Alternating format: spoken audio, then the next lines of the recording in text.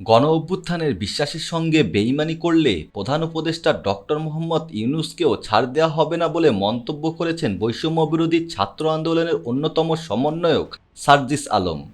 শনিবার দুপুরে রাজশাহী জেলা শিল্পকলা একাডেমির মিলনায়তনে বক্তব্য প্রদানকালে বৈষম্যবিরোধী ছাত্র আন্দোলনের অন্যতম সমন্বয়ক সার্জিস আলম এসব কথা বলেন।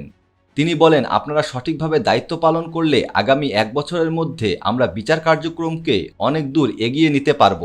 পুলিশ সদস্যদের উদ্দেশ্যে সার্জিস বলেছেন, 24-এর গণ অভ্যুত্থানে হত্যায় জড়িত পুলিশ সদস্যদের বিরুদ্ধে মামলা না নিলে পরোক্ষভাবে আপনারাও খুনের সঙ্গে জড়িত হবেন। যেসব পুলিশ সদস্য খুনের সঙ্গে জড়িত তাদের বিরুদ্ধে আপনারা মামলা নেন। আপনারা আপনাদের কালিমা মোছেন, জনগণের আস্থা অর্জন করেন। সার্জিস আলম বলেন, 1975 সালের 15ই আগস্ট হত্যাকাণ্ডে শেখ মুজিবুরের ডেডবডি উত্তোলন না করেই বিচার করা গেলে জুলাই শহীদদের লাশ উত্তোলন করতে হবে কেন? তাদের লাশও উত্তোলন না করেই খুনি হাসিনার বিচার করতে হবে। ভারত প্রসঙ্গে সার্জিস আলম বলেন, ভারতের সঙ্গে বাংলাদেশের সম্পর্ক কী হবে তা তাদের কাজের মাধ্যমে নির্ধারিত হবে।